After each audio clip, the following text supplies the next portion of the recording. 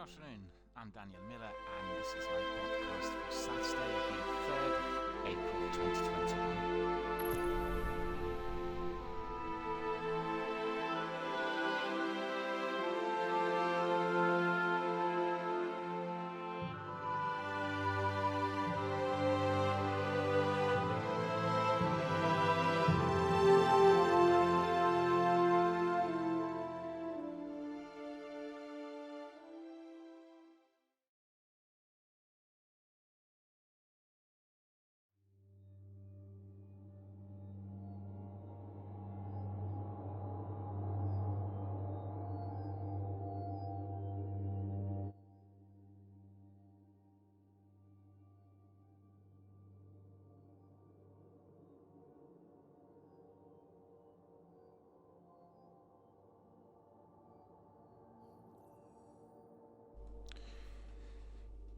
A very warm welcome to all of our friends, fans, community members, participants, squad mates, and of course our viewers on various platforms worldwide. Thank you for joining us. Thank you for being members of our community here online on Twitch.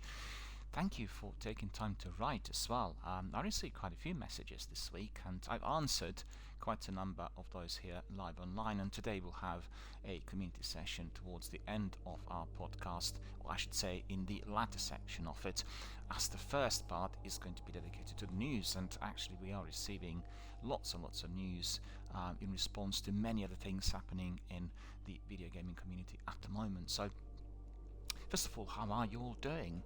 Easter weekend here in Britain, and a very, very quiet one. It's the second Easter that we're having under this dreadful and most highly dreaded lockdown. What can I tell you? My town here locally is completely deserted, like a ghost town, and still people are very, very apprehensive about going out and meeting others and doing anything really.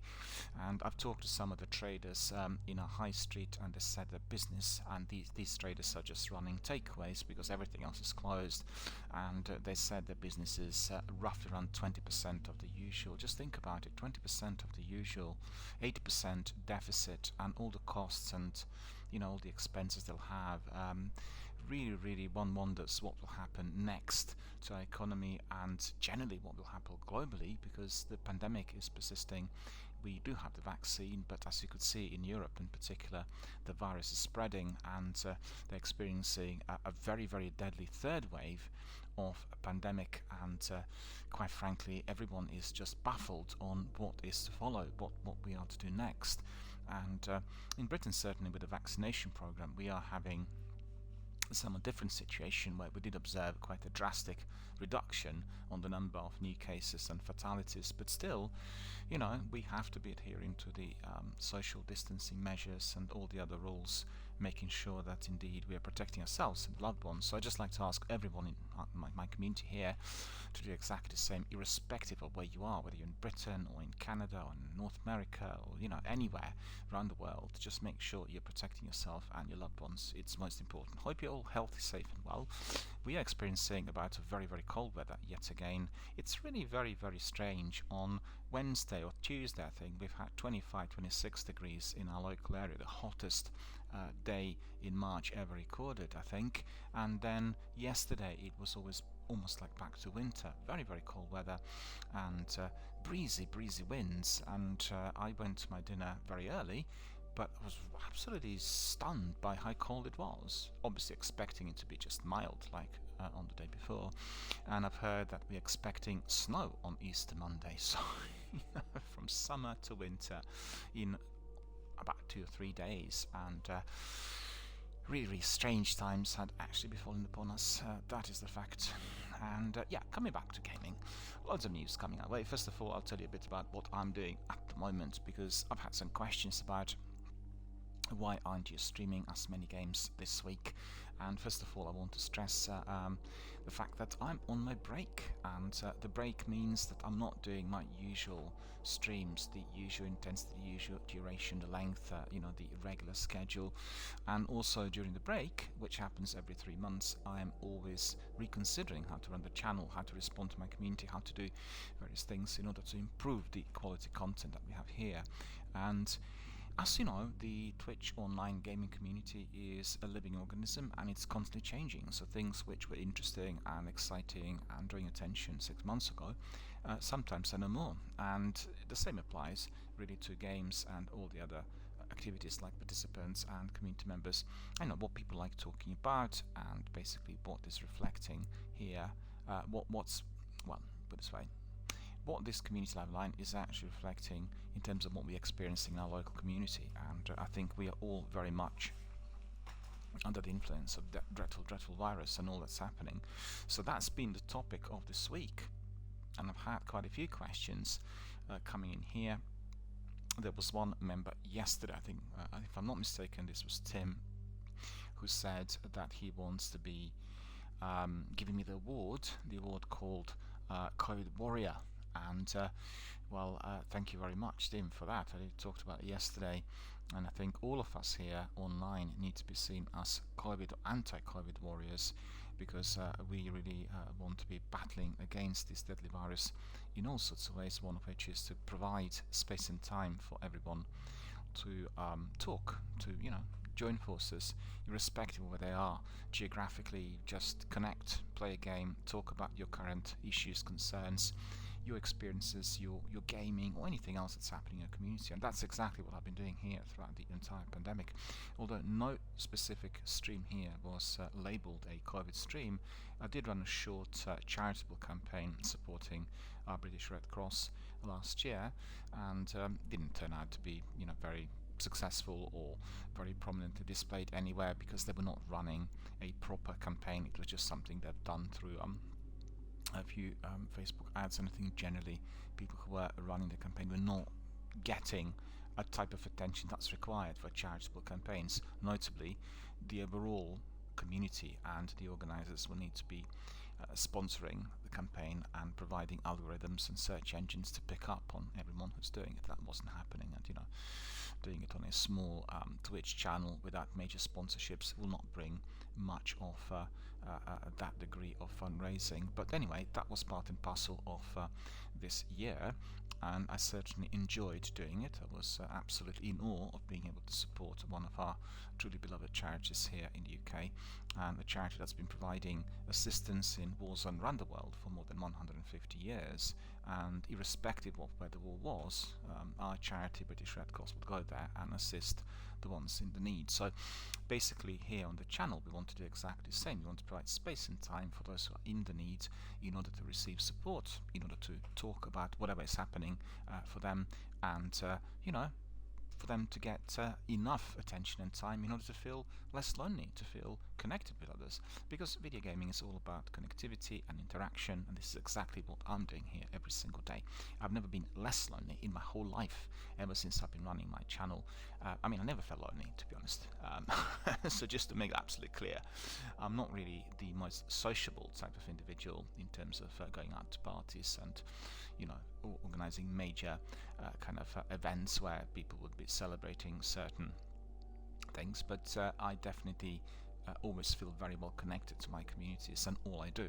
So therefore I think the work I've done on various communities out there in my local community had been also brought into the virtual space, and certainly my experience of virtual community, which is now extended over a period of about 15 years, has been very sizable and very, very rewarding in every single way. And I did have communities attached to several spheres of interest or several areas of occupation. They included most prominently film, then music, and then of late video gaming industry, or video gaming overall, and each one of them had provided a lot of food for thought, a lot of space and time for exploration, and certainly plenty of opportunities for people to get to know each other. Alright, so what am I doing at the moment? Well, the question was, what's happening to the streams? Well, the streams at the moment are basically downsized to degrees. I'm doing my podcast every single day. I've supported Bethesda acquisition by Microsoft by streaming Fallout 3. We had began our new adventure, our new journey 2 days ago with Outriders, another AAA blockbuster here present on my channel, and all of that has been very, very successful. I received many messages of support, and I think quite a few people watched Outriders on playback because I didn't see well, I mean, I didn't receive many messages during my streams on the last 2 days, but principally we'll be looking at a comeback of our biggies, and that's Destiny 1 and 2 as well as Warzone. So that will be in its regular circulation from next week, I think from about Tuesday, Wednesday, and I'll have the regular schedule. So I just have to really decide whether to push it towards the end of day or whether bring it forward like what we had with Destiny streams, because generally I experienced well, you know, it's hard to tell. I think Destiny streams, when run between 10 in the morning and 4 in the afternoon, they were generating a sizable number of participants, and there was quite a lot of energy coming in from all ends. And at one point the number of participants dropped, and I'm not exactly sure why.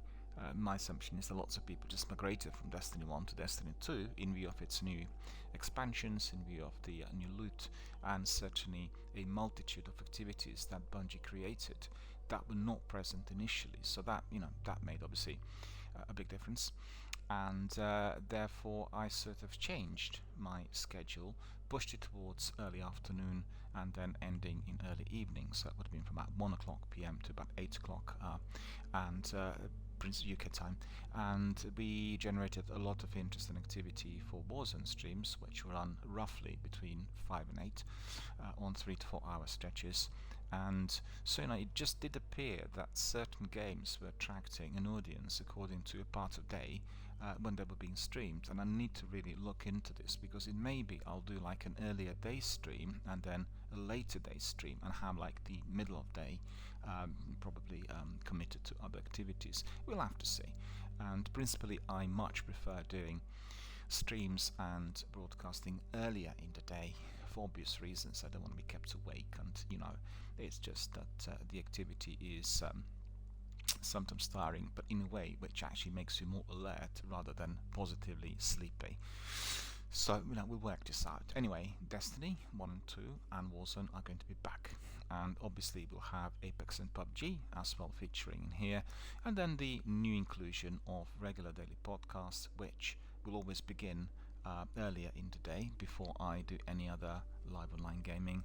And we'll also have then games like Apex and, you know, the usual. I'm actually considering the DRBMiller introducing is another very important part of this channel, and I've had quite a lot of messages coming in because people picked it up on Twitter and also through YouTube, and they watched these shorter streams of games that were introduced, and I had a lot of positive feedback for Spiritfarer, a game that generally people are not fully aware of. I think us on Xbox, or I should say the community members who are using Xbox are aware of it, because the presenters talked a lot about this game through their ID of Xbox, and also they included various presentations through trailers and developer diaries, as well as their regular weekly podcast. So, you know, people know of the title, but not many people played it, and I think Spiritfarer really is a perfect game for this sort of period where we are prevented from having social contact,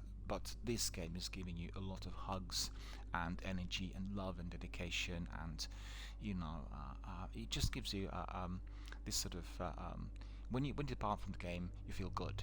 And that's exactly what you want to have during these very, very dark hours. You do not want to be feeling dissatisfied and frustrated, which sometimes does happen if you are hammering some of the PvP games, like for instance Apex and Warzone.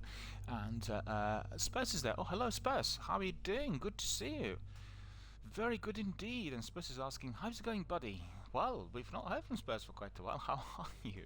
I'm on my break, so that's the reason as to why we are not having any major streams in here. And how are you? I'm doing my podcast, as you could see, going through the motion of first of all examining my recent gaming activity, then I'm looking at the news, and then we have a lot of community-based sort of Q&As which indeed take place here. Hope Spurs is well. Are you still there? Right, so where was I? I lost my thread now. Where was I? Yeah, I was saying that DRBMiller introducing was giving a lot of attention to Spiritfarer, and Spiritfarer indeed is a game that I'm currently playing still, and we'll have it back on the channel. So we'll have the new inclusions introduced there through that slot, and lots of these will come from Xbox Game Pass, because at the moment we are getting very many different games offered to us, and quite frankly, you know, I don't have enough time to slot everything in. But I do like trying out new games, and I described recently. Is Spurs still there? Spurs, are you still there? Because I can see your message, but I actually don't.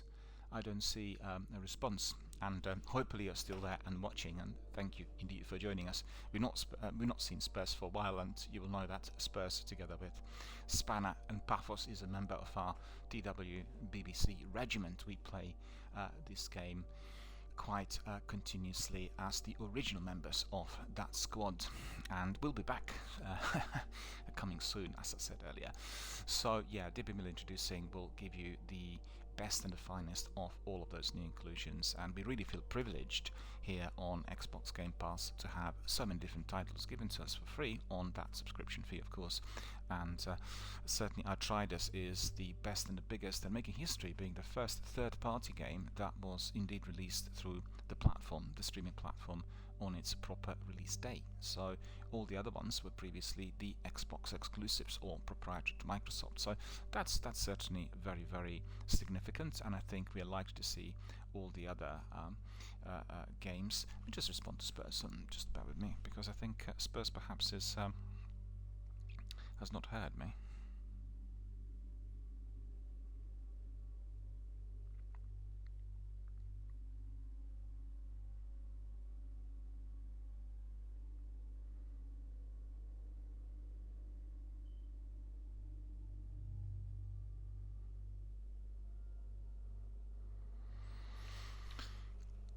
And as I said, we had lots of new inclusions. I talked here on my podcast about games like Octopath Traveler and Genesis Noir and Super Lucky Tale, and there was another one, let me see, which is Narita Boy. And you know, they all will be finding their place here in DRBMiller Introducing. Smaller chunks delivered early in the day, up to 90 minutes, where you are going to be able to just see what these games are like. So it's like a taster, a bit of gameplay, and for some of these we'll carry on, for the other ones we'll just leave them in that format, which is basically in its initial introduction. And so far so good. I have lots of messages in respect of in response to my brain's not working yet. Spiritfarer and Echo Generation. A lot of people are interested in Echo Generation. I think they recognize the talent of the development team, and they like the dialogue, and particularly they picked up on the elements of a game that looked a bit like Minecraft. On the other hand, was bringing you into the world of Far Cry and Fallout, you know, with Nuclear Armageddon. And definitely, I can just tell you, I love the trailer. I got it from the Game Awards last year, and Jeff Keighley, and I'm just simply looking forward to all that is to come our way, and hopefully very soon, and really looking forward to the full game once it gets released, because that was just the trailer that was still, it's work in progress, and you know, we don't really know when the date is going to be. I've not heard yet. Right, so in response to our friends there, that's the way the streams are going to be. I'm considering whether to bring in Elder Scrolls Online, and I mean, really talked about the new inclusions and the fact that we can access it through Xbox Game Pass, I think, in full, and they're offering this week the free access to anyone, and there's quite a lot of new content that I've seen, and I'm quite curious to see how this content will connect with the stories of Elder Scrolls 4 and 5, notably Oblivion and Skyrim, and you know that they're already working on the new installment as well. So, you know, the preparations being done. So I'm quite curious to see how that works within the online version, and also together with Destiny and Warzone. I think Elder Scrolls Online is a game that has one of the largest communities attached to its development and delivery, and we probably could benefit of some of these guys and some of the chaps really becoming members of our community here. So I need to find out whether we'll have Destiny and Elder Scrolls on separate days, you know, and obviously we need to get through Outriders. Outriders doesn't have any DLC or any PvP as yet, so it will be a linear, straightforward, front to back kind of gameplay, and then later we'll be able to get in with additional community members, similar to Destiny when we're doing story missions or strikes. And that will be great and very enjoyable, because if you've done Destiny 1 strikes a million times, they will feel very good depending on who's in your crew, but sometimes a bit repetitive. And I did have Destiny on the channel for 18 months, literally every single day, and as a variety gamer, this was taking a heavy toll on me. First of all, missing out on other games, and secondly, not being able to catch up with some of the other titles, and the backlog was just growing. And I read every single day about all the games being released, but I have no time to play them, because obviously the stream is dedicated to only one title. And I just also want the variety to come in from various ends, and I think generally I really enjoy doing lots of different games. But I'm also working on certain systems which will help me to get to certain titles, and I talked yesterday, I think, about the systems which I'm playing just like one big RPG open world game, and then one battle royale, and then maybe another smaller, straightforward narrative type of linear narrative game with maybe a puzzle or something else. So none of them are clashing with the content, and always reminded of what Jeff Rubinstein said many times. Do not start out on about 3 or 4 different open world RPG games, because you will absolutely get lost, and then you will never finish any of them. And that's the problem. So you need to have your priority, your one big game, and we have Fallout 3 here, which needs to be got through as well. And I think Fallout 3 is a game you can play in sections, and it's beautifully designed, and therefore you're not really dependent on that degree of everyday continuity. Whenever you come back, you'll remember straight away what you've done last, and that's not the case with some other games that require straightforward continuity. I particularly like the games that are delivered in chapters. So chapters will give you that degree of completion, and then you'd be a bit like with Oblivion, when you're completing certain quests and you don't feel that you really need to be doing any extra once you complete that particular quest or side mission. That's the same in Mass Effect. These are my favorite concepts, where in fact I feel driven to play the game, but I don't feel really pushed to any degree of compulsion that I've got to do it again and again. You see, that's significantly different to the other genre I'm slotting in with my kind of daily gaming experiences in addition to RPG, and that's Battle Royale. But Battle Royale is everything but. You have relatively short matches, and like in Apex, for instance, they've shortened up somewhat because they've reduced the number of participants. And actually, stand corrected, the Apex matches had been somewhat extended because there are fewer participants in there. Well, it depends on what skill you have and how you apply that to the game. Overall, what you get is fewer participants. Therefore, if you're stealthy, if you have a good team, you can stretch it for a lot longer period of time. Don't get jumped right at the very sort of drop point, and you are then succeeding in surviving for quite a bit. Coming back to the Battle Royale. Battle Royale is all about survival. It's all about competition. It's about being able to neutralize other opponents, or simply yourself being alive in the field for as long as possible. There's several games in there. You will know that Fortnite was very popular at one time, well, still very popular, but not the most popular. You have Warzone being the most popular at the moment. Then you have Apex and PUBG.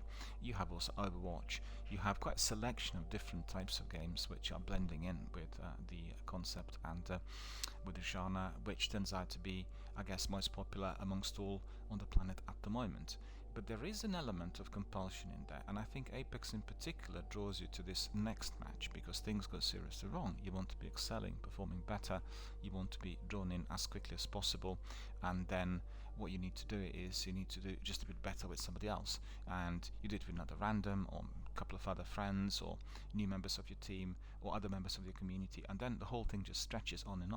And I think it's very important for anyone who's doing Battle Royale in general to come up with a strict system of boundaries, where you know exactly how you're going to be doing it, for what period, and also with what people. Otherwise it can be a very, very extensive, very compulsive type of gaming experience, which could actually leave you feeling quite dissatisfied and frustrated. And I've come across a number of gamers through my random gameplay online who would be already joining me after doing it for 8 or 9 hours, and they were really kind of edgy and very tired and very angry, and that's not the way to play any game. You know, you want to have a bit like with Spirit's Fair, you want to end the game on a kind of high note, feeling completely satisfied and really, really energized, and this is exactly what I want to provide here. So I think coming back to Elder Scrolls, and the Scrolls are definitely wonders games, and I think Elder Scrolls Online, similar to Oblivion and Skyrim, will give you an infinite number of options to which you can engage with NPCs, the characters, you do lots of different things, but it also brings in a very large number of participants. It's a very family-friendly game, and you will need to learn lots of skills such as crafting and the use of special abilities in order to progress forward.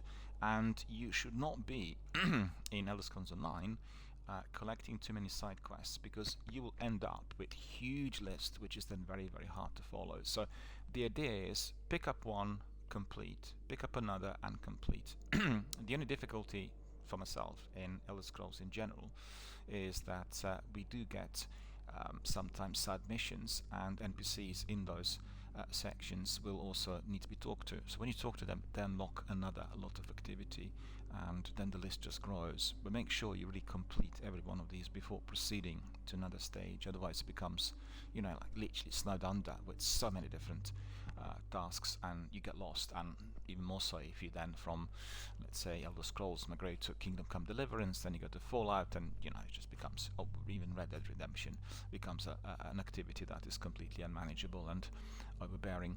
So coming back to the streams, I think that's the idea, that's the concept. We'll have daily podcast, we'll have our biggies, so that's Destiny 1 and 2 and Warzone, and I will be introducing Elder Scrolls as well as part of our overall kind of online regular gaming activity.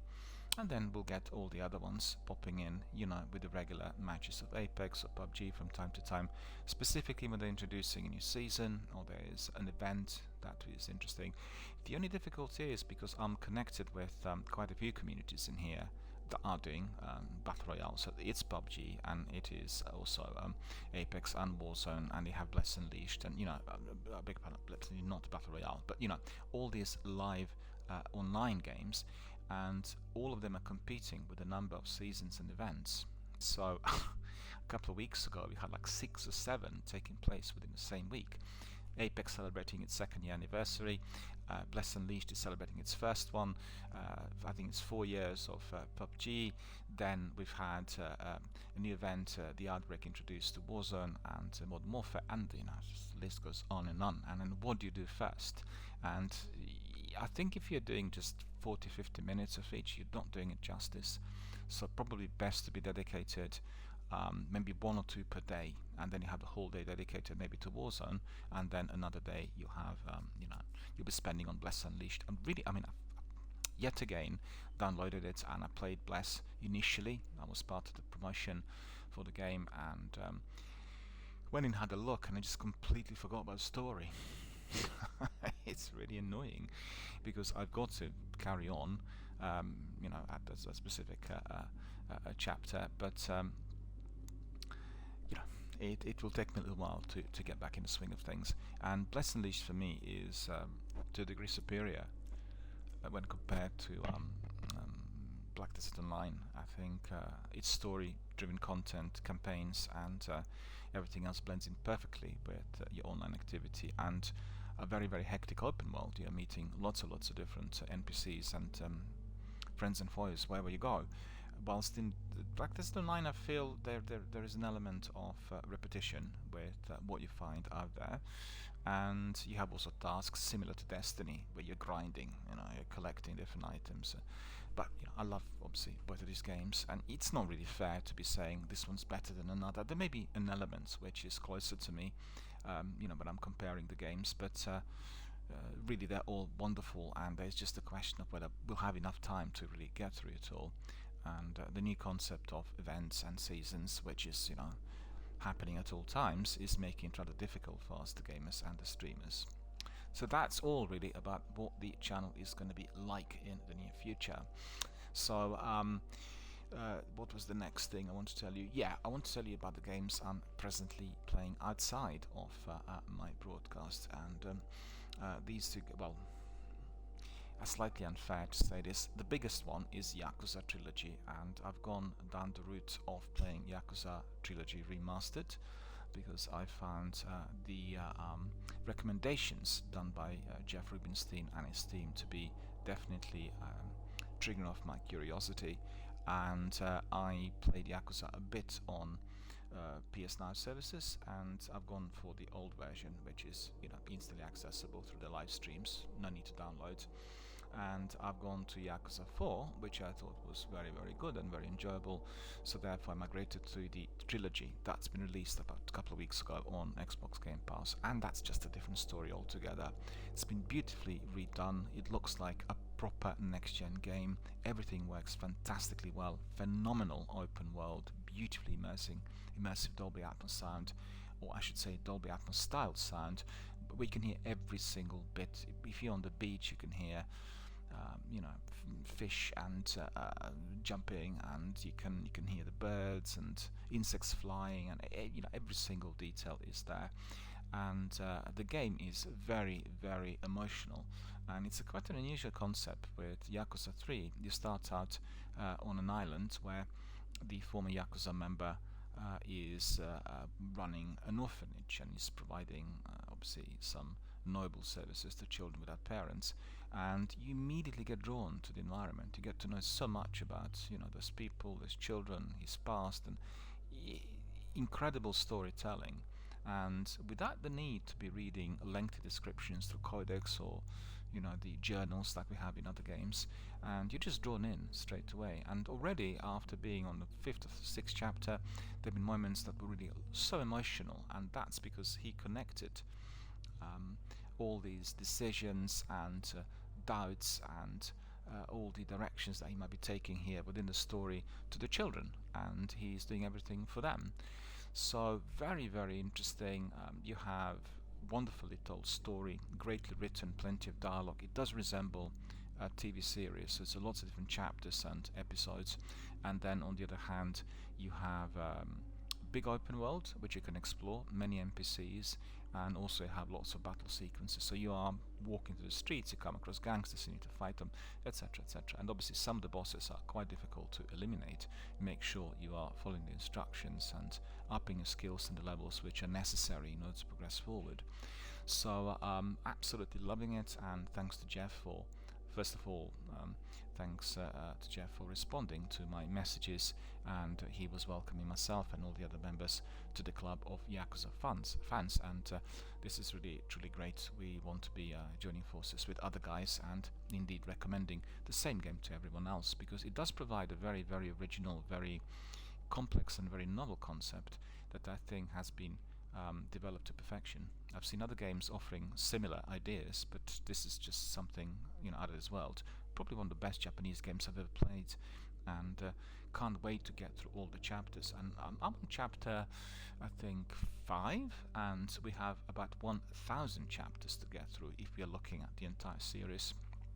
I think just within this game I was looking at the completed 6 sections, and I think the overall number of sections is 485. So you get the idea. It will take a bit of time for me to get through all of that, and certainly very, very excited to be grinding, and well, it's actually not grinding, very excited to be getting through the story and learning all about the characters.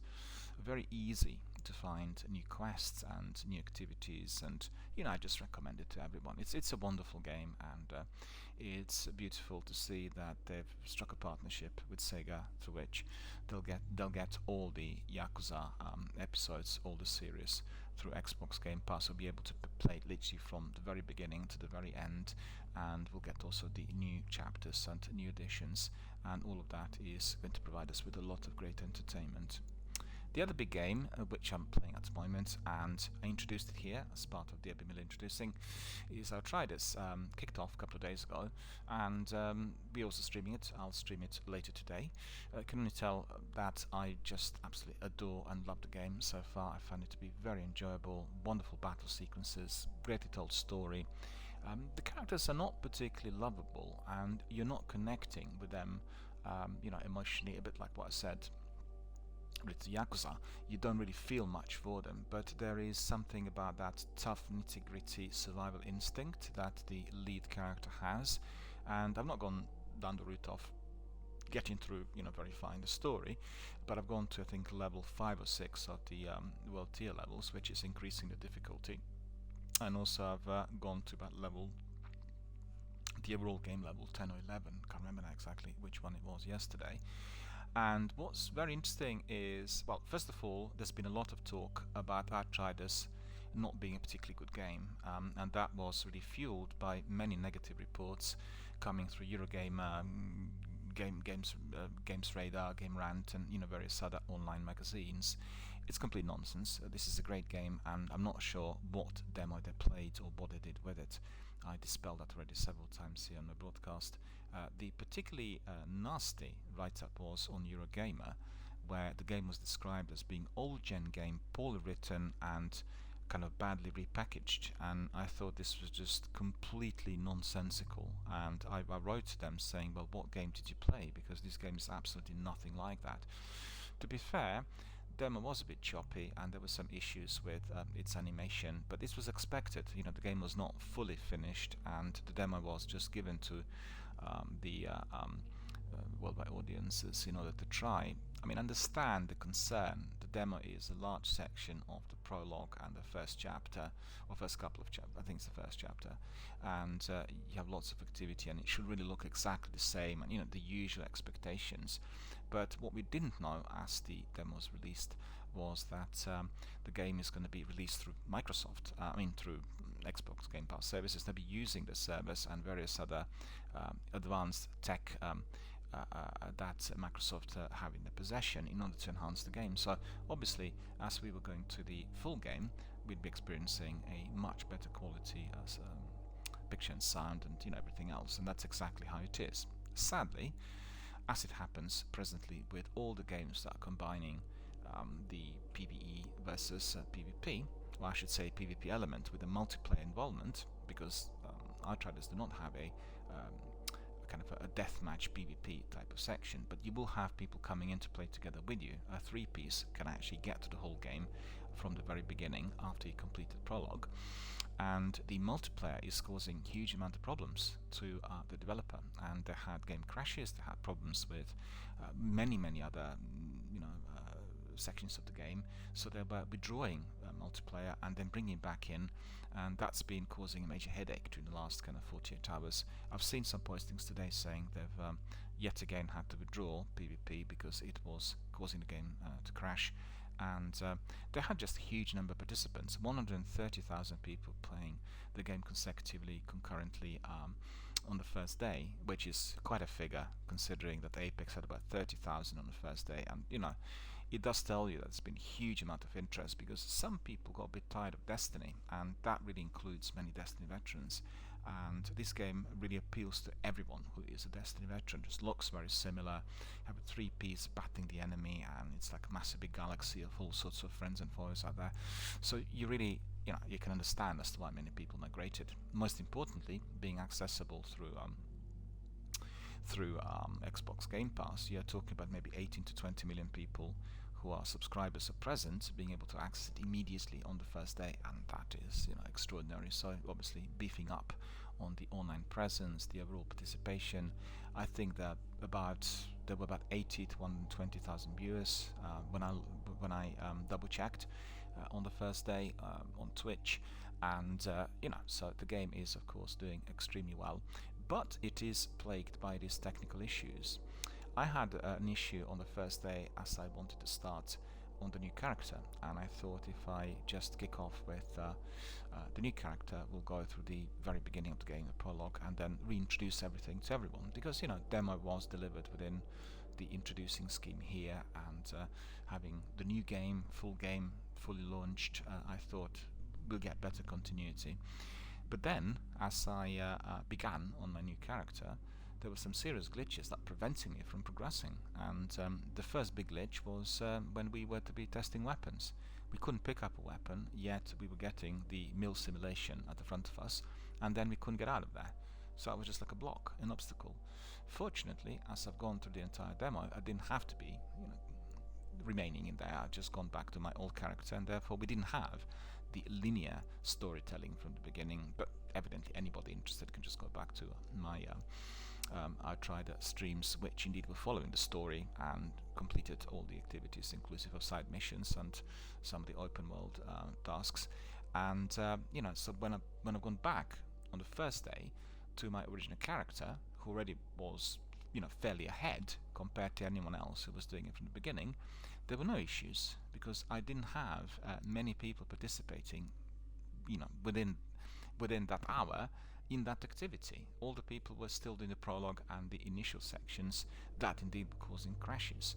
So if there's one thing that I really found great is the developers' responses to all those community concerns. They really were on the ball. They were responding from minute to minute on both Outriders and People Can Fly Twitter, and if you look at the responses, you have many questions in there, and they must have really hired a huge team of people who are responding all the time, and therefore they really excelled. And therefore the negativity or the anger that was generated in response to non-connectivity of Bethesda with Fallout 76 initially, and also most importantly with Anthem and their development team, when there were so many problems initially, is not going to take place, because people will say, "Hi, well, obviously these are the problems, but we are kind of happy, and we'll wait because we can see that the guys are trying to resolve all the issues." And that was really very good. So overall experience of Outriders here on the channel, and certainly from my perspective as a gamer, is very positive. I like the battle sequences. They are very much similar to Anthem. You get really hit by swarms of enemies and they come in waves. You need to be fairly fast and fairly good with your weapons in order to eliminate them. And it's interesting that the game is giving you this autosave. You cannot be saving the battle sequences halfway through, and you need to play them literally from the beginning. And sometimes they're like 2 or 3 or even 4 or 5 tier battles. And I've not found it even once frustrating, which is interesting. Usually if I'm being eliminated, I find it really annoying. I don't want to do it again, and because you're being brought back to the very beginning and you need to go through a whole lot of enemies. But in this game, for some reason, that's not the case, and I was wondering what the reason might be, and I worked out maybe it's to do with the way they organize the swarms. You have very many different types of enemies in there, and then amongst them there will be 1 or 2 who are like mini bosses, and you'll need to use special abilities against them in order to neutralize. Otherwise, if you allow all the other guys to come close to you together with these mini bosses, then obviously you will be done and dusted.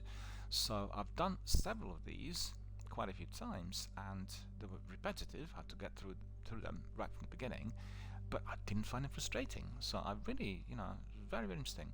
And I just think that the way the story is delivered is good, and so far I'm really thoroughly enjoying it, and there's a lot of content to get through. Also, considering that there is a very vast journal accessible through the game, it is likely that the game is going to have the huge number of options on how to develop further, with DLCs attached to the kind of present day and age situation in the game, i.e. DLCs following up the story that you're actively playing, to everything that could resort to prequels and sequels and side missions and certain sections which are being described through the journal. And so the number of possibilities there is almost infinite, and that's really good to see. And I think Outriders are excelling in an area where Bungie and Destiny perhaps did not provide us with the very best, and that is in storytelling. I know that they didn't want Destiny to be too similar to Mass Effect, but and that was the idea behind delivering it in a non-linear structure. But I really think it does help with a game that is a major sci-fi opera and space opera, actually. Sci-fi opera? No, it's a major sci-fi game where you can really easily follow the characters, and you will know exactly what's happening. So you introduced about half dozen characters immediately, and you will know exactly who they are. If you go to the journal, you get all the information on them. You build a picture of what was happening on Earth before they kind of went to Enoch in order to colonize, and it all falls into place. It's just easy to remember. And with a ghost telling you, all the facts and figures, the names, the situations in Destiny, it's much harder to pick up the pieces. And I think Outriders are excelling in that compartment as well. So we'll have a lot more Fire Tribers today as we end this podcast. So definitely stay with us and try to join us if possible. if for instance the multiplayer will again be switched back on, which at the moment I think is not. So these are the two games I'm doing at the moment. I'm not doing anything else. I did go to the list and I've looked at all the other ones which I mentioned yesterday: Non-Super Lucky Tail and Alice and Narita Boy, and I've also looked at Outer Wilds, The Outer Worlds, Genesis Noir, Octopath Traveler. List goes on and on. I've just looked at these games that were introduced to Game Pass, and basically my new system is as follows. As soon as a title is introduced to Game Pass, a new title, or maybe several, I'll just download them immediately to my console. I'll try them on that day, because otherwise it'll be impossible to follow, and you just get lost in all the titles. More than 400 already at the moment, instantly accessible to the platform, and the best to try them immediately to get the flavor, and then you can decide whether you want to play the game or not. And they have a really good mixture. You have games like Fallout 76 or Oblivion, that infinite really, with the number of options and very lengthy storytelling. You probably can spend several thousand hours really going through these games. And then they'll have indie games which are fairly straightforward, and you play them back to front, and or front to back, or beginning to end, whatever. And you are then entertained in a different fashion. Lots of indie games and lots of small titles, puzzlers, and it's quite a variety. I think it is a better mixture and provides with a great variety compared to our PS Now services. And also, most important, every one of the games can be downloaded, which means if you're a streamer, you can also stream it and bring new members of Twitch community into your own kind of niche area of gaming. And all of that is simply 10 out of 10. Right, so we need to be looking at some news, and the news indeed are coming our way in abundance. So let's have a look. First of all, we'll have a look at what the guys on Xbox have told us yesterday, and they talked a lot about all the games that are coming our way and all the developments. So I'll just go through that. So bear with me. We have MLB, the Show 21, is coming to Xbox Game Pass on day one. So with another thrilling opening day in the books, Major League Baseball fans around the world were treated to all the nail-biters, dingers and bat flips they could handle when teams took the field to kick off the 2021 season. So if you thought that this was all the big news the Xbox is bringing you this week, you'd be wrong. So they're delighted to announce that MLB The Show 21 is coming to Xbox Game Pass on day one. So if you are a fan of MLB games, then indeed on the day one, similar to what we had with Outriders and all the other games which were previously Microsoft exclusives, you are going to be able to access it on the day one, and you'll be also able to preload. So that's really absolutely wonderful. So that's a big news for everyone who is into the sports games. MLB The Show 21. Jeff and Larry talked about it quite a bit. So let's see, we have get a hit before you get hit in the Knockout City. So high above Knockout City, a single voice narrates the epic dodge brawl battles unfolding below. After all, when you are a radio DJ broadcasting from the moon, you really need a good show. So you have all kinds of activities in there, and I think I talked about Knockout City yesterday. There's some PvP 3 against 3.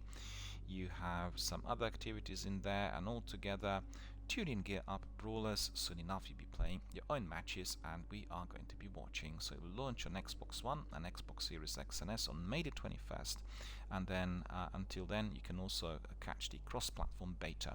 So I want to recommend the game to everyone. If you're into Battle Royale or PvP, download the beta and play it until the April the 4th, so you've got it basically accessible throughout this weekend. And I need to download it as well, actually, I've not done it yet.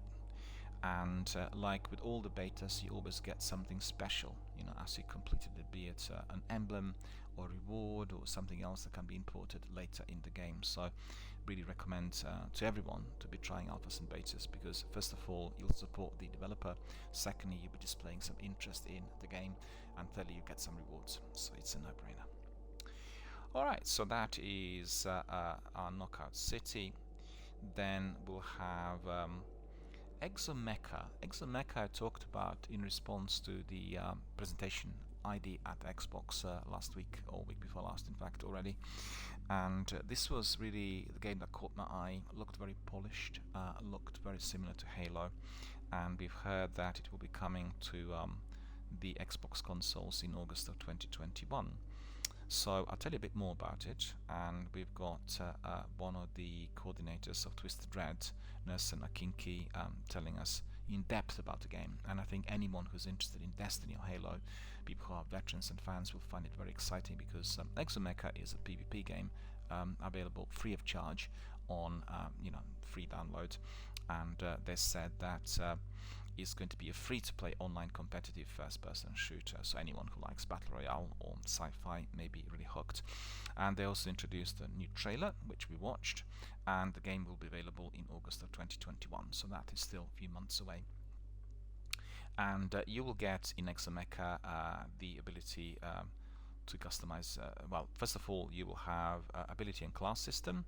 Then the players will have full freedom to create their character builds as desired to fit their playstyle, to be highly customizable. Exomecha's class system will determine how many abilities, weapons, gadgets and tacticals you can equip. For instance, if you just want to focus on 2 active abilities, you can have them, but must drop one of your weapons and all your passive abilities. Each choice will have different penalties to balance your character build. So the next thing is improvise, adapt and overcome. Even in the middle of a Battle Royale game, players will be able to customize their characters to adapt the flow of the game. Passive and active abilities are the essential elements of this customized class system.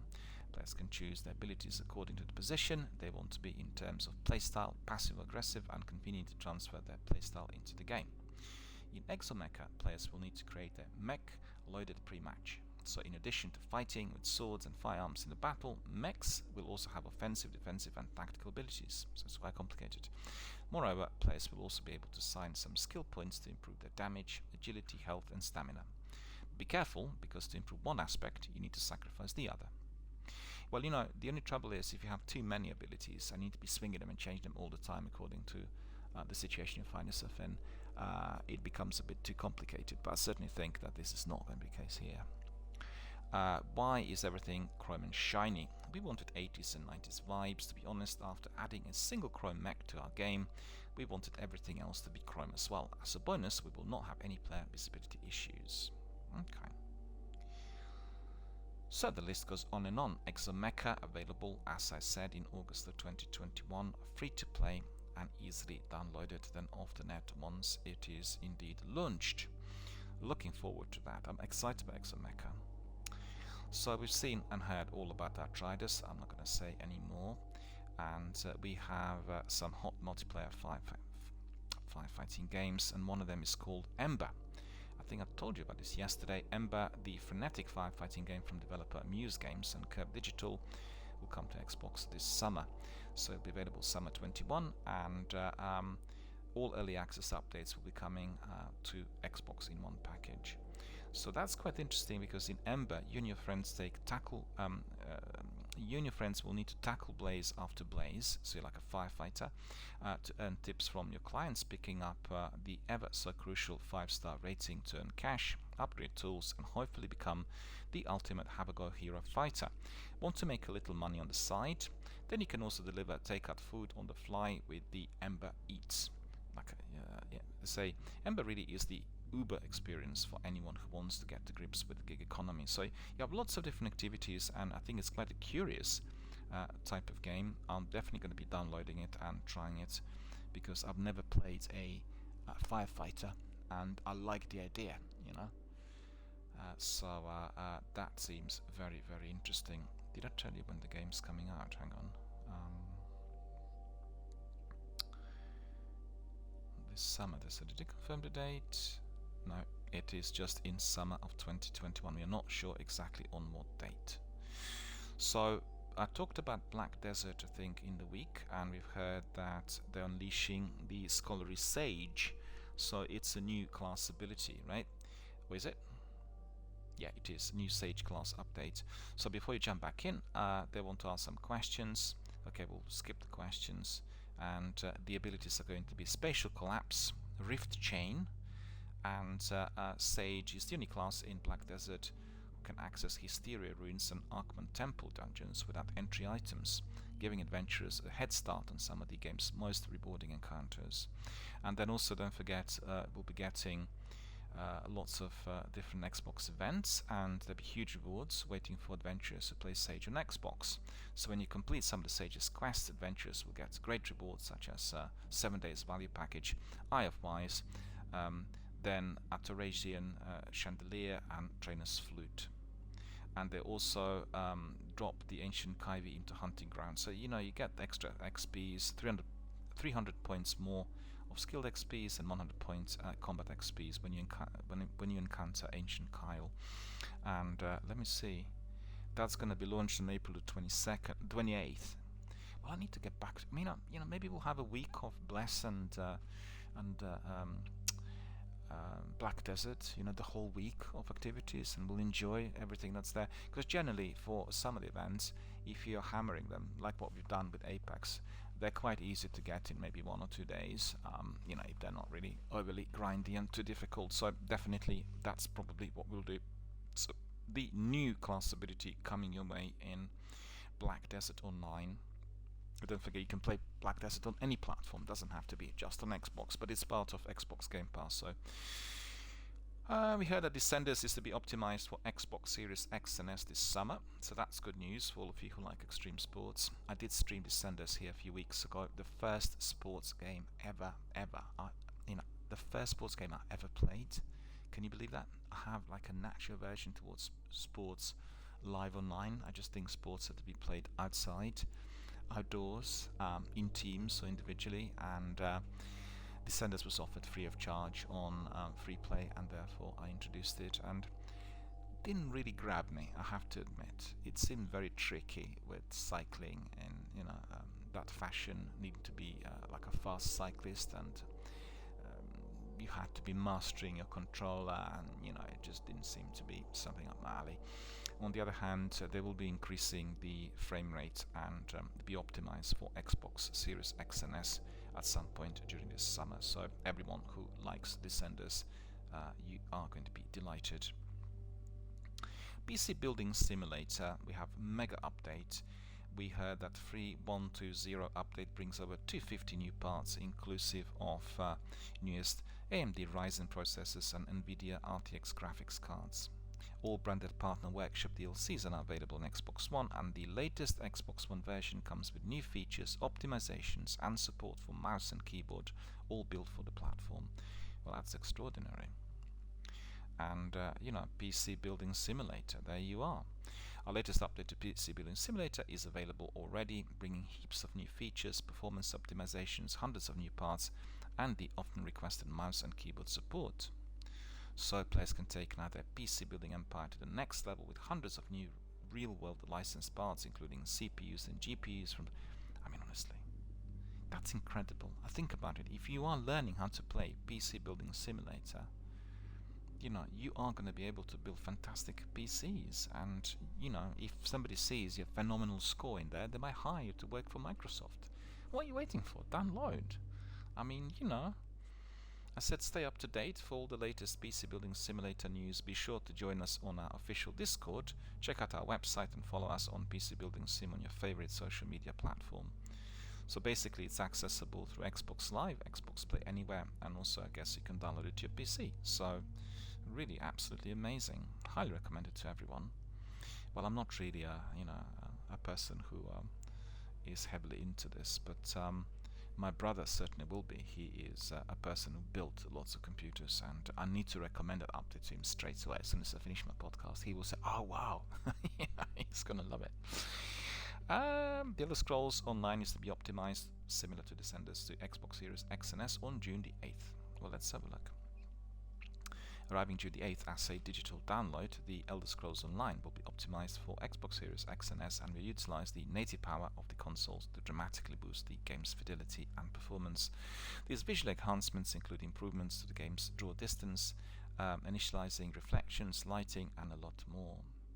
And then also you will get the Blackwood chapter and update 30 on June the 8th, but you can begin the story that takes you to this new zone and adventure right now with the launch of the Blackwood Prologue. So Blackwood Prologue is available today, and the Blackwood chapter and update 30 will come your way on June the 8th. So anyone who is the owner of ESO will be able to get into the prologue. And the questline has placed team up with Everly, Sharp, Arrow, and the Drimora Laranth to investigate the operations of a new cult. And what you uncover in these two quests will set up your adventures in Blackwood and the rest of the Gates of Oblivion storyline. So it's a very, very important part. Make sure you do not miss it.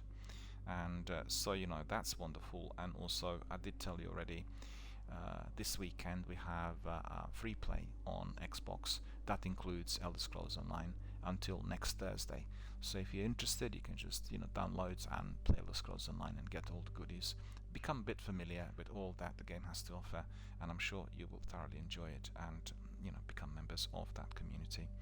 So very good to see that they're offering it free of charge, because some of the DLCs and extra content usually is not accessible because you need to purchase it, and make sure you utilize on any of the freebies offered by the development team, because then you can try the DLC without needing to pay for it, and it will register on your system even if later on it gets discontinued. So we've seen that. The other two games available for free this weekend are Hunt Showdown and Steel Rats. I talked about them quite a lot, but certainly recommend Hunt Showdown to everyone. This is a wonderful game, and you are entering the world similar to Red Dead Redemption, but it is further down south in Louisiana, and you are getting a lot of enemies of all sorts, and very tricky ones, very sneaky, very deadly, hiding in barns and in marshes, and you have to have a lot of skill to survive. It's a survival stroke horror game in a very tense Wild West type of environment. Highly recommend it. I will purchase the game once the price drops, and I think in view of its free play offer, let me see, I think they have prices stated in here. I did see them yesterday, and Elder Scrolls you can get for $8 standard edition, and Showdown you can get for $16. Well, I'll be waiting until it drops to $6, so I'm not really one of those guys who's always forking out the biggest amount in order to get the brand new release ever. Therefore I have many thousands of games in my collection, and I always utilize on freebies ever since they started, with free demos and free this and that. I was always downloading, purchasing, getting some of the stuff, making sure I was on the ball, and I always want to support anything that comes from the developers that is offered for free. It's just I find it amazing that they're able to do that. But you could see the new model of the Battle Royale, which they introduced with Apex, turned out to be phenomenally successful, because they made 2 billion.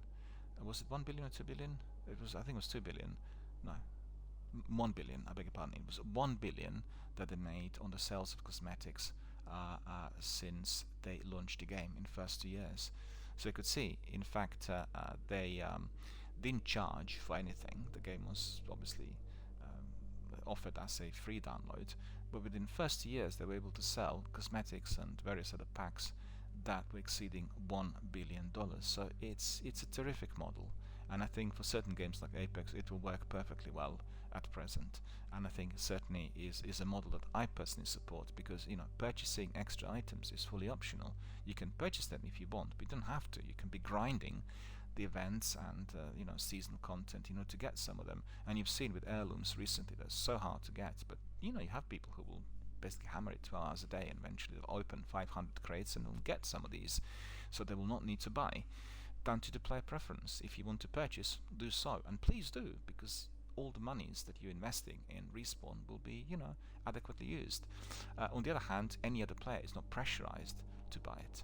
You're pressurized to buy when you have to be purchasing the DLC that is providing you with new campaigns and new story-driven content. So for instance, ESO, Elder Scrolls Online, they're launching the content that I have to pay for, and therefore you've got to buy it. Otherwise, if you don't, you're not going to be able to access it unless it becomes accessible through one of the streaming platforms, notably Game Pass on Xbox and PS Now services.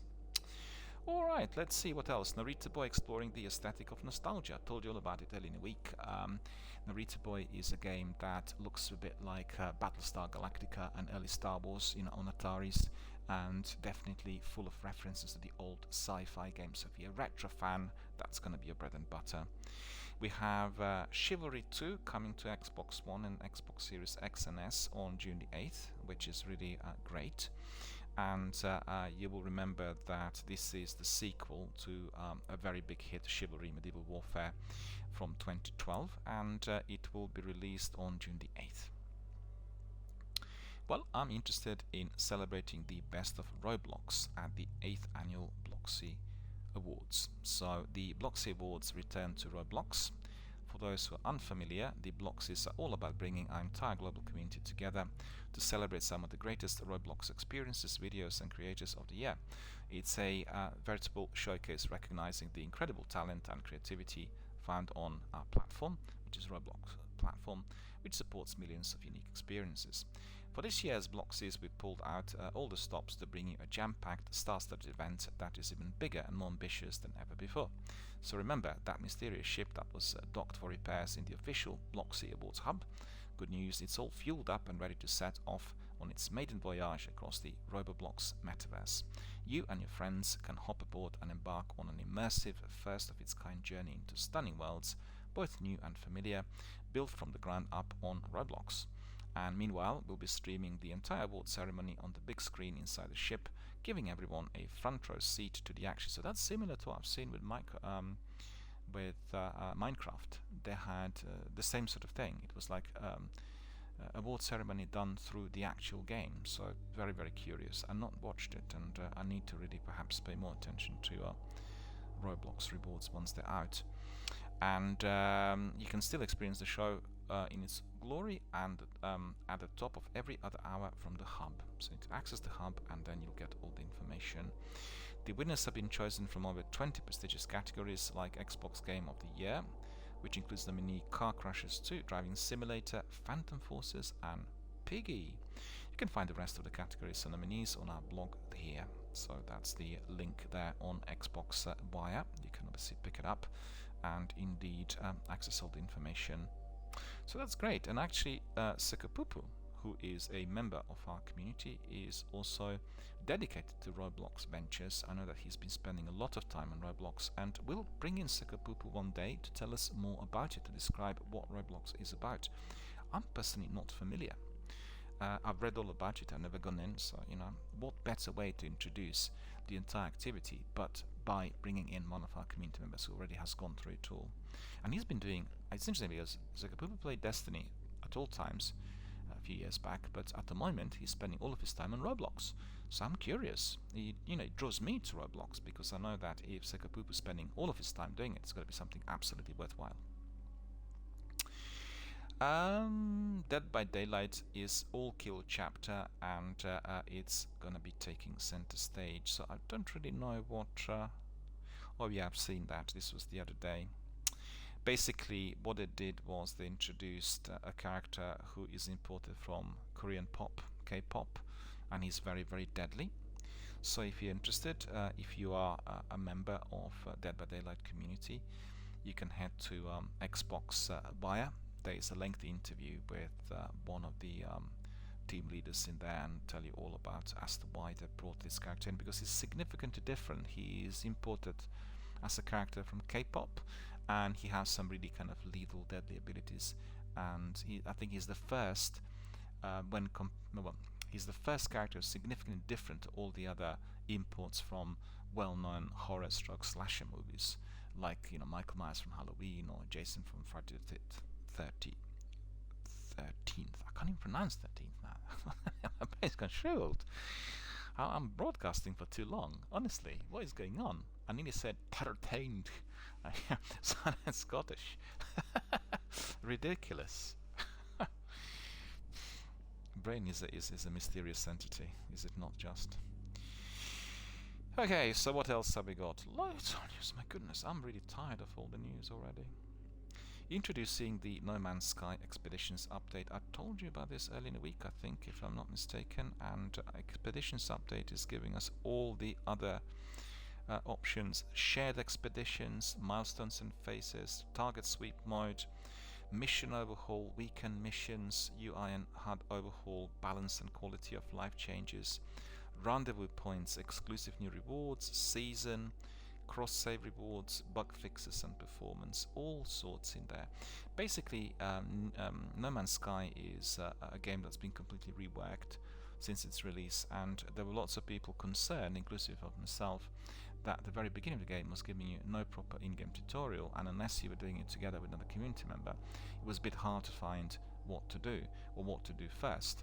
And I think they're reworking the structure in which you can choose whether you want to do it that way, or indeed whether you can do it with another community member. So shared expeditions, they will be starting from a fixed point in the universe, bringing the whole community of travelers together to embark on a shared journey, so nobody will be alone. Milestones and phases, progress through exploration milestones to earn rewards, meet up with fellow travelers and experiment with new ways of playing. Well, that's very good. You'll give different options on how to play the game, and the game has this massive galaxy of lots of different planets and activities. Target sweep mode, a new extension to the analysis visor. Target sweep brings a new element of exploration gameplay to missions.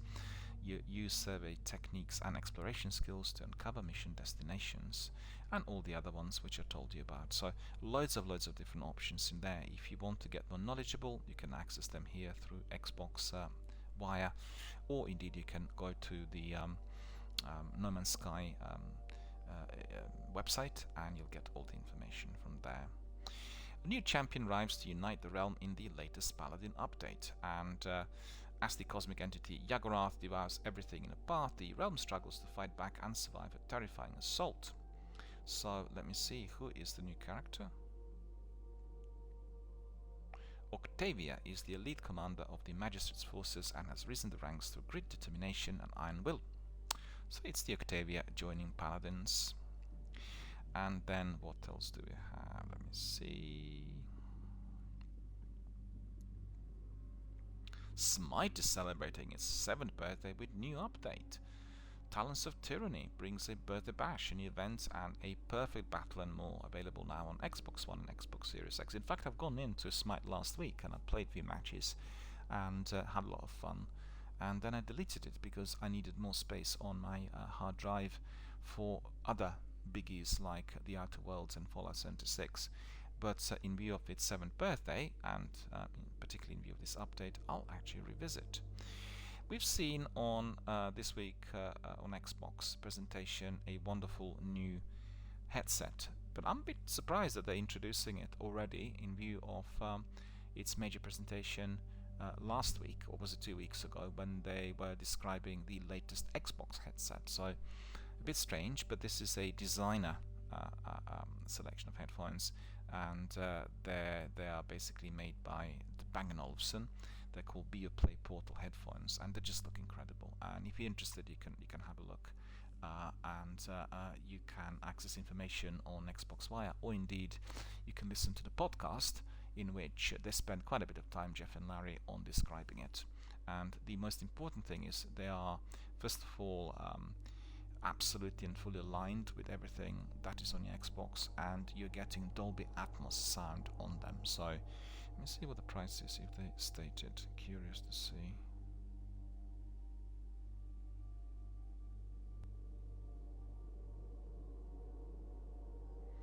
Very, very detailed diagnostics also on Xbox Wire for anyone who's interested, and very, very in-depth descriptions. Well, it all looks really wonderful, but the price is absolutely astonishing. The price is 500 USD. So it's starting from $499 US, and you can get it from Microsoft Store worldwide. Well, that answers my question, because I was wondering what was the reason for them to be introducing it so close to the other Microsoft headset. But the difference is remarkable. The price of Bang & Olufsen is well, basically much higher. It's 400 up compared to the other. I think I will probably resort to the Microsoft proprietary headset, and I will not use it as wireless. I'll connect it with my USB mini USB cable, because I want everything to be, as fast as possible.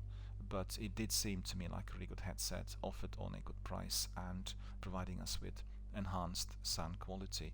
Don't forget the new games, like for instance No Man's Sky I just described, or Fallout 76. So I tried this. They're all about that immersive gaming experience, and I really enjoyed yesterday playing Yakuza Remastered Edition. And I used Turtle Beach, and Turtle Beach also absolutely terrific. So the sound quality was just incredible, and also for the first time I was playing a game in a kind of lying down position, which is very unusual for me because I'm usually playing my game standing. That's because I play Yakuza quite late in the evening, and I was quite close to my 60-inch TV, and it felt almost like watching films, Panavision or CinemaScope films from the first row in a cinema, and it was just completely immersive. I was in that world. It was just top-notch, and therefore I really want to have it. And let me see, the last bit of news we have El Hijo Wild West Tale available now, so that's gone in. Let me see. I'm not familiar with the game. Oh yeah, I remember another trailer. That looks very good as well. I think, is that pronounced Hijo or El Hijo? I'm not sure. Need to find out. And welcome to the world of El Hijo, a Wild West tale where one boy must brave the odds to find his mother and reunite what's left of his family. As the boy, you will have to sneak your way through 30 increasingly difficult levels on a treacherous journey, and across the shady monastery, deadly deserts, bleak mines, and lawless frontier towns. Sounds good. Sounds like a good adventure game, and it looks like it is not available through Game Pass, but you can purchase it through Microsoft Store. Costs you about $20. Looks like a good adventure game, so I need to explore it. I can't recommend it because I've not even looked at it. But anyway, that is the last bit of news that we have for today. So definitely very grateful to the guys from Xbox for providing us with all the information. It's interesting because the Xbox Wire and all the other presentations that they have includes lots of information that is Microsoft/Xbox specific, but when you read it, it really does talk about the entire video gaming industry. There's very few games that they will not be talking about, and obviously Microsoft is the leading force in the industry as it stands today, with all the services, with Xbox Game Pass and all the other companies joining the family or the umbrella organization of Microsoft's, and you just learn everything. But I've got to say, when I go through the list, I get a bit overwhelmed. There's like too many bits of information, and this is just for 1 week, and you get as many bits of information every single day through the hubs. So I'm oversaturated, but hopefully I'm not oversaturating you, because I also want you to be kept fully abreast on all that's happening. And El Hijo, for instance, El Hijo, a small indie game there with a beautiful content, and once you hear it, once you get to know about it, you may want to double check the trailer. You may want to go to Microsoft Store and see what else is there. And that's the idea behind us introducing new games and supporting independent developers. Right, we're coming towards the end of our podcast, and we'll now dedicate a bit of time to our friends and I could say our family of video gamers here on Twitch. I had an email from Tom, and Tom is in London, so hello Tom. You are hopefully somewhere near me here. I'm in the suburbs. I'm not sure where Tom is London-wise. And Tom says, thank you very much for providing us with excellent news early in the week, and I was very curious to hear about Microsoft's backward compatibility. And I've been using backward compatibility on my Xbox for quite some time, and I've been delighted to have been able to play Mass Effect, Splinter Cell, and all the other big games that previously were just attached to one platform. He asks, what do you think about PlayStation and their intention not to be providing the full backward compatibility? Can you compare the two platforms, and what do you think the future is likely to be? And then secondly, he said, what are your favorite games on backward compatibility? Well, I mean, first of all, thank you so much for your wonderful comments, and indeed, thank you for your kind words, because obviously you have been watching our podcast in here. So sorry, I just got distracted. Thank you so much for watching our podcast and connecting with us. And indeed, backward compatibility is one of the most important new developments or newish developments that we've seen in the industry. It's been present on Xbox for some time, albeit not for such a great number of titles. But the numbers have gone up and up. Presently, if I'm not mistaken, 75% plus of the overall titles already are instantly accessible. They're still working on the remaining 25%, which they said originally were going to be all available for the next-gen console. At present, I think they're still working on it due to the pandemic and some technical issues. But the biggest news that we've had, and I think you picked up on this, I talked about it I think on Monday, is that they're making backward compatibility accessible through the cloud. So what does this mean in practice? It means that if you are a gamer and if you want to play, let's say, a certain game, let's say you want to play Fable or Fallout New Vegas or Gears of War 2 or Gears of War 3 or even Gears of War Judgment, the game that was created by the developers of Outriders, you are from this week able to pull out your phone and then access it through cloud, right? So that's the new thing. So it's not just about backward compatibility on your console, it's about being able to access all the titles, or presently a select few titles, through the Android or through other platforms, meaning through the cloud services, right? And the idea behind cloud services is that you are going to be able to access any of the titles anywhere, wherever you are on any platform. So that's the future. That's not happening as yet. It's still in its beta format.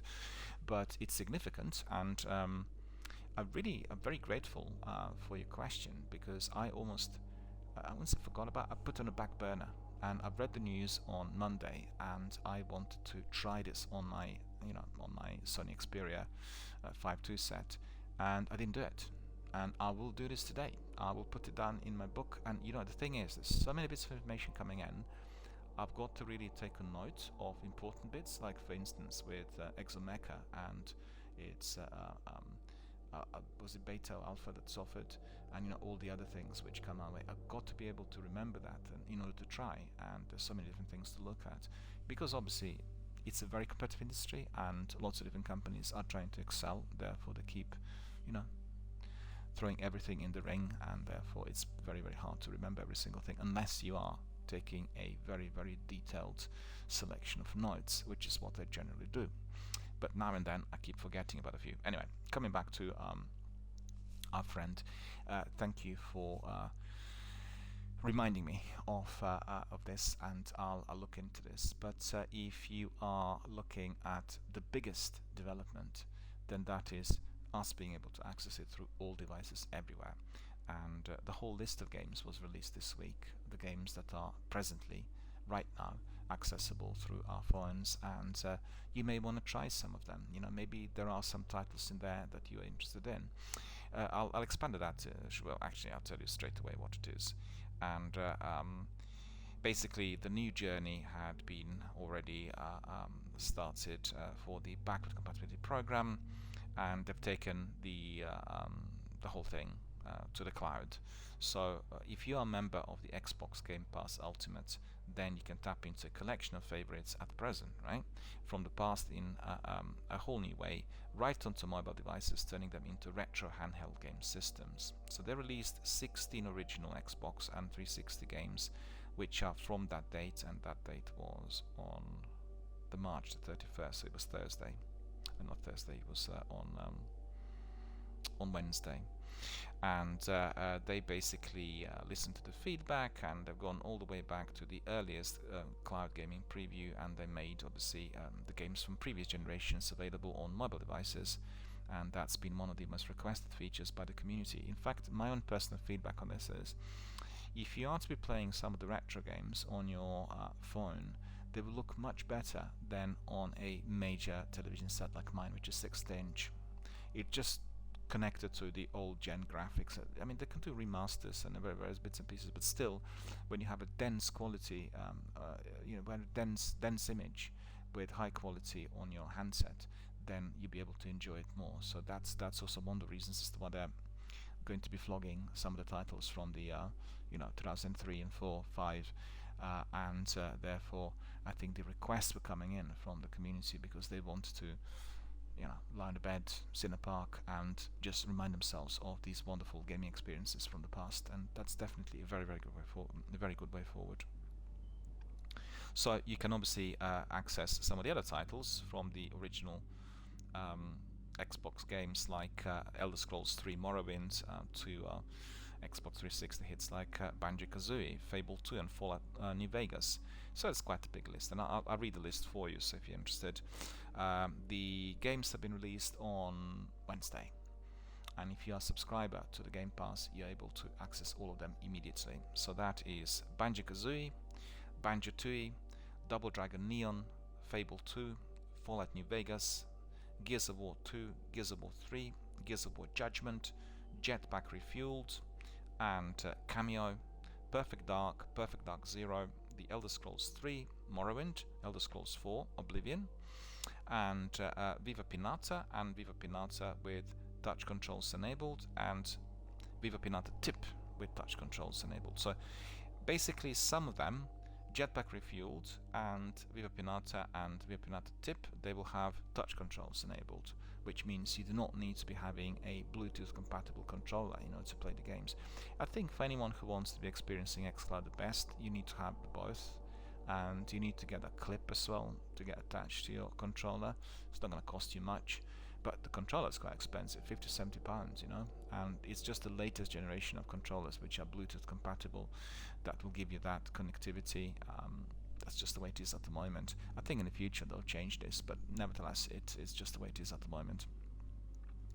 And the best way of doing it is getting it and then basically cracking on with your gaming activity. I think some games will look absolutely stunning.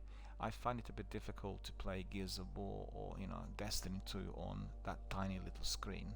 I might do some activities which are like harvesting or something mundane, but doing anything of significance I find a bit tricky.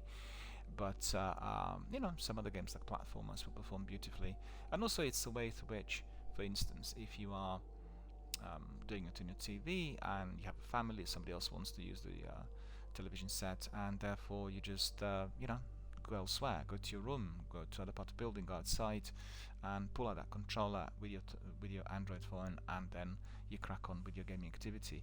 It's an ideal way through which you can be having that degree of continuity irrespective of where you are, but particularly useful for all of us in London when we are commuting or traveling. If you're on buses, you can just simply sit on a bus and then play the game, and it's just a good way through which you're spending that lengthy time-consuming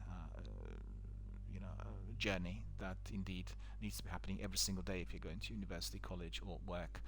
And for all of you who are not living in a global capital, most people spend like minimum 3 to 4 hours by commuting, and they have to travel to work, and there's no alternative. Lots of people live outside of London, and therefore the journeys are fairly lengthy, and certainly having backward compatibility and having everything accessible on the Android will make those journeys a lot more manageable. And also don't forget, we'll have there's been a rumor that Discord will be bought by Microsoft in order to be fully integrated with Game Pass, and if that is to be the case, we'll have a new tool added to the app where we are going to be able to connect immediately to all the members everywhere and make new friendships and connections instantly. So coming back to Tom's question, he also asked about PlayStation versus Xbox and asked me about my favorites backward compatibility games. Well, first of all, I talked about it here quite a bit. My view is that PlayStation is lagging behind very significantly in terms of the business model. They quite openly stated, their CEO Jim Ryan said, they will not go down the route of making their games cross-platform, and it's going to be no, I said it wrongly. They will not make their exclusive accessible through other devices. They will want everyone to be using them through PlayStation, and they will carry on with the policy of making exclusives like God of War or The Last of Us 2, which will draw members of the gaming community to both those games and their console. Secondly, they said they do not want to do a streaming service like Game Pass that's bringing in the exclusives, in straight away, being released on the first day of release, and that basically is what it said is not going to be happening. And I personally think this is a wrong way forward. They will need a method that will be blending in with other industry leaders, because they'll lose out. Presently, the way things are going, it's all about instant access and speed. Quicker you can download your game, better it will be for you in order to play it. And if you are having any issues with this, if you're preventing, for instance, the exclusives or the major releases from being accessed on the first day, and you have a competitor who's doing this, well, you are going to be losing. And I think it is not really a very modern, very forward-thinking kind of mindset that they're having. It reminds me of the Microsoft of the notice, where they did do a few things which were particularly damaging for the company, and they may need a generational change, and maybe they'll need to have a rethink on some of the policies. What I found really of grave concern is that the new console, PS5, does not have backward compatibility for anything but a selected few PS4 games. It doesn't have full backward compatibility, it's just a selection of PS4 games. So what are you supposed to do? You need to keep buying the games again and again through the PlayStation Store in order to play them, or you need to have all the other consoles stacked up and connected to your kind of gaming system. It just doesn't seem to make sense, because if Microsoft will have the full backward compatibility of all titles ever released, and every title will be able to get accessed on the next-gen console or consoles, it's a no-brainer. It just seems it needs to be like that for many years to come. And personally, I'm absolutely swinging towards the Microsoft model, because I think Sony, although they are offering lots of good things as well, are lagging behind. If they do not have their own cloud services, they will not be able to do what we just described. You want to play Resident Evil 1, and you pull out your phone and you want to do it, and you are going to be able to do it once the title is included through Xbox. And also I yesterday went through some of the things that Phil Spencer said. He's a person who is very much against that degree of that sort of territorial approach. We are on this platform and we are not sharing with anyone else. It's nonsensical, because this world that we live in is more united and more connected than ever, as we could see even during the times of this dreadful pandemic. And the future of gaming is in bringing in every gamer from everywhere to any platform. It is going to be all about, first of all, the games themselves, the quality of gaming experience, and secondly, the services that certain companies like Microsoft are going to be providing in order for people to experience these games. So, these two go together. If you're offering terrific games, you want to have wonderful services allowing you to be fully immersed and detached from reality, and fully connected with that wonderful fantasy world. And that is the future. So, in short, I'm swinging towards Microsoft and Xbox at present in terms of the quality of the services. I mean, don't get me wrong, I play on both platforms, PlayStation and Xbox, every single day, and I don't have any personal preference in terms of how the tech works. But I think if you look in the services, even 5 or 6 years ago, PlayStation were superior in terms of the price offers on their proprietary store. There were lots of games offered at very low prices, and it was very competitive. But Microsoft have beaten them to it now. They have many more games offered every single day, and they rotate quite a selection through the weekly offers. And that's just the way it is. They're running a better, more successful business model, and therefore they're attracting lots of customers. So coming back to my own experience of backward compatibility, well, I've been using it from the beginning, and also I have all the other consoles, 360 and the original. I also have lots of games on discs, and for me, well, any of the bigger series are my personal favorites. If you're looking at Fallout, definitely. Mass Effect, absolutely. Gears of War, indeed. If you're looking at games like Perfect Dark, if you're looking at Halo, of course, but Halo now has been released within the new repackaged edition, the Master Chief Collection, and Mass Effect. Did I mention Mass Effect already? You know, all the big games, all Splinter Cell.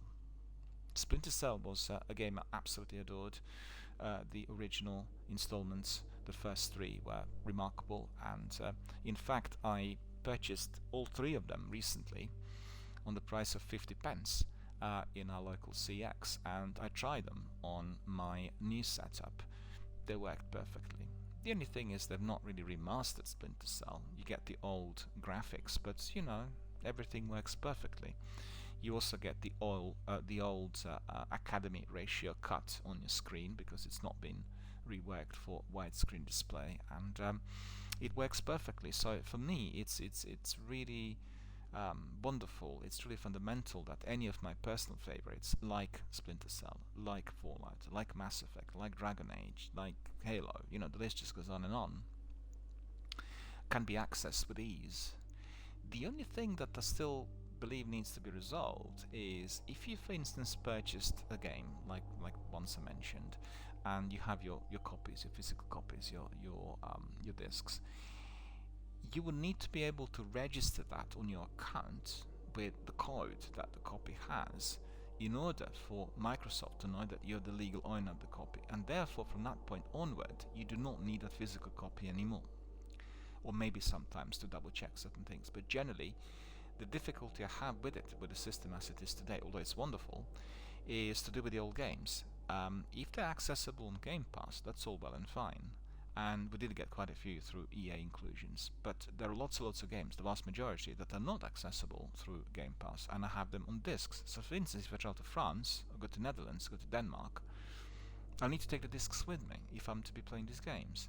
And there shouldn't be a need for this because I already did insert the disc into the console, and the console had been updated, which means the game's been installed on a hard drive.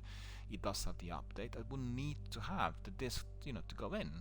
And still on Xbox One, you know, I'm being asked to use the disc if I want to be playing this game, although the game's fully installed and everything. That needs to be resolved, because that's preventing me from being able to access these games wherever I am, although I'm legal owner of these games. And you know, I know that the issues around the copyright and licensing, but that needs to be resolved. And once fully resolved, we are going to be able to fully enjoy the, you know, instant access from anywhere on any platform. And I think that really certainly for me is the future. I've written to Microsoft about this, and they said we're still looking into this, and we are presently constrained by the current legislation. But as we all go down the route of digital downloads, and you know, there should be a way through which maybe you can purchase the same game on, you know, very, very low price, like 50 cents or, you know, 20 cents or something. Anyone could afford it then, and therefore it will register on your digital download, and you know, it's simple. But PlayStation want you to be purchasing these games on, you know, much higher prices, and if you were to be playing Resident Evil that is not backward compatible, you need to purchase it yet again to the Microsoft Store, and I absolutely dispute this. It's no longer necessary, you know, the way things are at the moment with streaming services and digital downloads. So, to summarize, thanks very much, Tom, for sending us the message and indeed letting us know about his appreciation of our podcasts and all we did here. Thank you for kind words, and thank you for reminding us of these games that were indeed arriving through backward compatibility to cloud, and therefore are playable on our handsets. So remember that. Alright, my friends, I think we've come to the end. It's been a very, very enjoyable podcast, and I want to yet again thank everyone for writing and for connecting, and thanks to Spurs for popping in, saying hello, and thanks to Tom for writing his message. I still have a list of messages in here, but I unfortunately wasn't able to get through it all. We'll be presenting some of those as we go along on our future podcasts. So thank you for that. Today, a bit of a cold day out there. I'll go and have my lunch, and then after that I'll be streaming Outriders. Can't wait to really get in yet again. Unfortunately, I did see some messages that indicated that there are lots of technical issues today, so I'm hoping that I'm not going to be affected. So once I come back, which is going to be probably about 45 minutes, around 4 o'clock, we'll crack on with some Outriders adventures. We'll carry on with our next chapter, and we'll be exploring this wonderful, mysterious, deadly, and rather fierce world of Enoch. So stay with us, and I'll be back in about 45.